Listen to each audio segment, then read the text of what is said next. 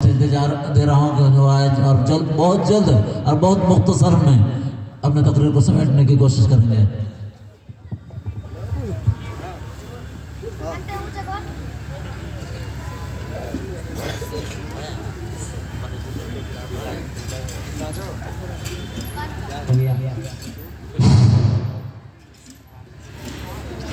السلام علیکم ورحمۃ اللہ وبرکاتہ. الحمد للہ رب العالمین والصلاة والسلام على سید الانبیاء والمرسلین وعلى آلہ وأصحابہ اجمعین. اما بعد فاعوذ باللہ من الشیطان الرجیم. بسم اللہ الرحمن الرحیم. وانتم العالون ان کنتم مؤمنین. ومعزز تھے زمانے میں مسلمان ہو کر، ومعزز تھے زمانے میں مسلمان ہو کر، اور خارج میں تاریخ اقرار ہو کر. محترم بزرگوں اور دوستوں، آج میری گفتگو کا موضوع ہے مسلمانوں کی تباہی اور اس کا علاج. آئیے اس موضوع کے تحت ہم اپنی شاندار ماضی پر ایک نظر ڈال کر مستقبل کی تعمیر و ترقی کے سامان تلاش کریں. قرآن کریم میں رب الجلال کا ارشاد ہے وَأَنْتُمُ الْعَالَوْنَ إِن كُنتُم مُؤْمِنِينَ، کہ تم بھی سر بلند ہو اگر تم مومن ہو. یہ ارشاد باری ہماری پوری تاریخ کا حصہ ہے اور اسی میں ہماری ترقی کا راز نمبر ہے. تاریخ کے سینکڑوں واقعات یہ بتانے کے لیے کافی ہے کہ جب بھی ہمارے رشتہ اللہ سے اور اس کے دین سے مربوط رہا، سربلند و کامیابی نے ہماری قدم چومی. اور جب کبھی اس راستے میں کسی قسم کی کمزوری آئی، ہم عزت اور آفات کے آسمان سے ذلت و پستی کے غار میں جا گئے. تاریخ ہمارے سامنے ہے، جنگ بدر کی مثال پیش کرتی ہے. جنگ بدر میں جو کامیابی ہوئی وہ صرف اسی راستے کی مضبوطی کی بنیادی پر، اور نہ اگر کامیابی ہوتی تو کفار مکہ کو ہوتی، کیونکہ کفار مکہ تقریباً 1000 تھے اور بڑی جوش و خروش کے ساتھ تھے. ان کے پاس 700 اور 200 گھوڑے تھے، نیز سب کے پاس تلوار اور دیگر جنگی ہتھیار موجود تھے. ادھر ابو جہل، عتبہ، شیبہ، ولید، حنظلہ، حارث بن خالد بن حارث، عبد المطلب جیسے سجاد کے پیکر اور آزمودہ کرتے تھے.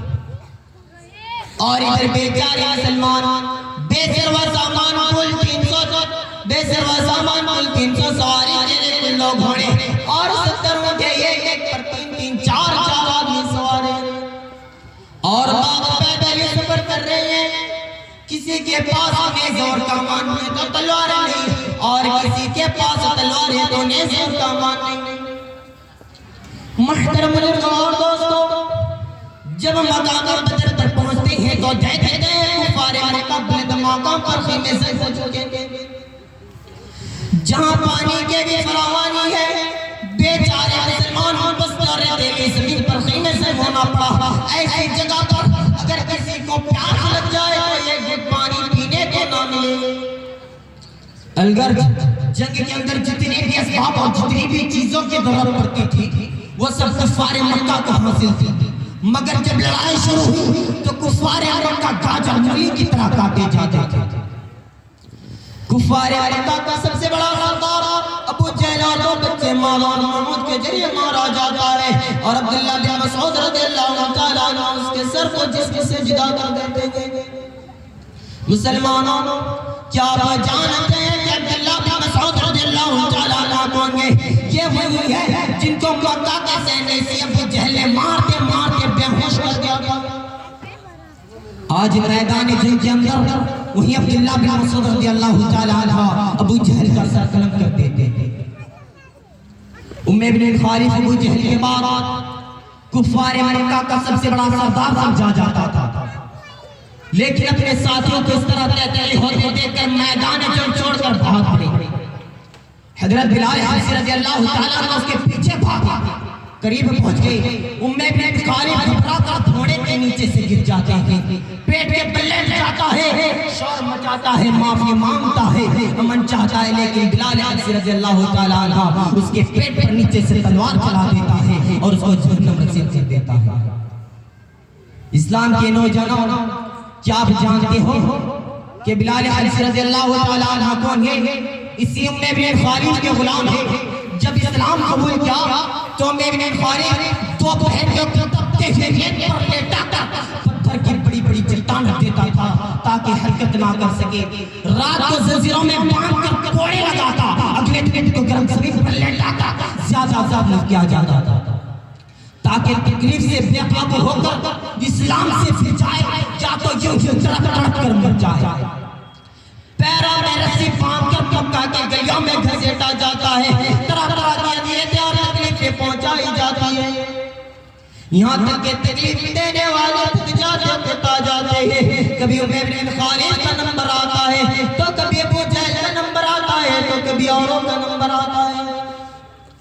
آج میدان جنگ کے اندر وہیں اپنے آقا و مالک بن خالد کو قتل کرنے کے لیے دوڑ رہے ہیں اور بن خالد میدان جنگ چھوڑ کر بھاگ رہے ہیں، اور بن خالد میدان جنگ چھوڑ کر بھاگ رہے ہیں۔ مسلمانوں، کیا وَأَنْتُمُ الْعَلَىٰ إِن كُنتُم مُّؤْمِنِينَ کہ تم ہی سربلند ہو۔ حضرات، کیا آپ جانتے ہیں کہ یہ اندیشے میں کچھ شعر کے بعد اپنی تقریر کو ختم کرنا چاہتا ہوں۔ کوئی روکے تو کبھی رکنا نہیں، کوئی روکے تو کبھی رکنا نہیں، زندگی میں کسی کے آگے جھکنا نہیں، نیند پوری ہو نہ ہو دینی اسلام سے منہ موڑنا نہیں۔